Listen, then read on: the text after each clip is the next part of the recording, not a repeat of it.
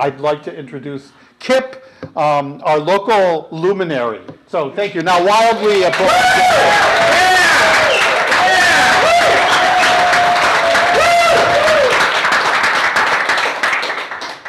Thank you, Jody. Thank you, Daniel. It's great to be at the Boswell Book Company, the best independent and dependent bookstore in Milwaukee. I know some of you are probably wondering, was there really a Barracuda in the attic? Like this beautiful illustration my brother Drew did for the cover of my book, along with this adorable young man with a slightly befuddled look. Even my Russian friend Sergey asked me, Kipp, are you the Barracuda? And sorry, I don't do a good imitation. Apologize, Sergey. We'll get to that. I'll let you know about the real story of the Barracuda in a moment. But first, I'd like to tell you how I got to the Barracuda. 1977 was a big year in my life. I had just turned 16, and I was about to go into my junior year in high school. And my parents, who had been separated for about 4 or 5 years, had finalized their divorce. So my mother was now living with her new boyfriend, Bob, who was about 14 years younger than her. Bob had long, dark hair and a scraggy goatee, and looked like a cross between Al Pacino as Serpico and the guitarist Carlos Santana. Yeah. But he also had a laugh, a dopey, kind of off-kilter laugh that reminded me of Tommy Chong from Cheech and Chong. So I'm giving you a little cultural history here, but I think a number of you are old enough to remember those names. My oldest brother, Josh, had become a technician at a sound studio and was moving out to his own apartment.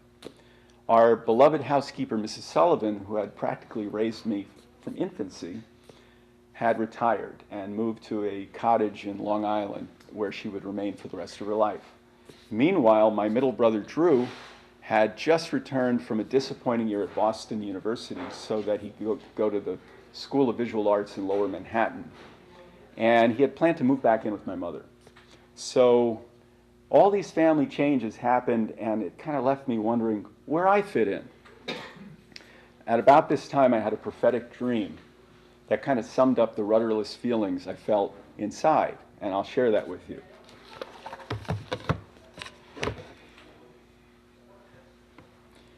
I was in the back seat of a World War I era fighter plane with my mother's boyfriend Bob behind the controls, his long hair spilling out of his aviator's goggles and cap.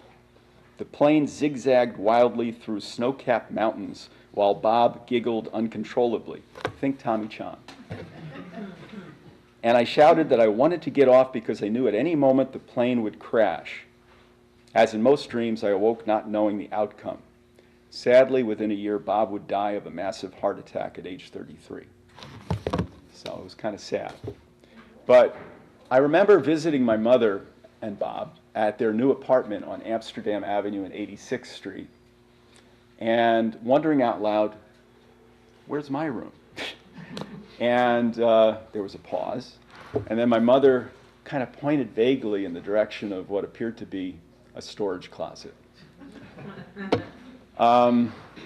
Well, I guess you could sleep in there, she said.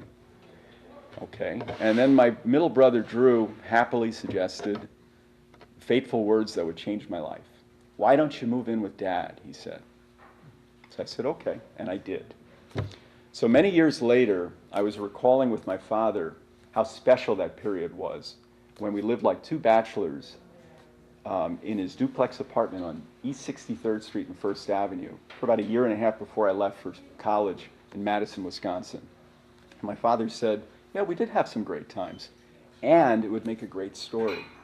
I said, great, I can't wait to read what you write, Dad, my father being the famous writer in the family. And he said, no, you should write it. So I said, okay, I will, when I have some time.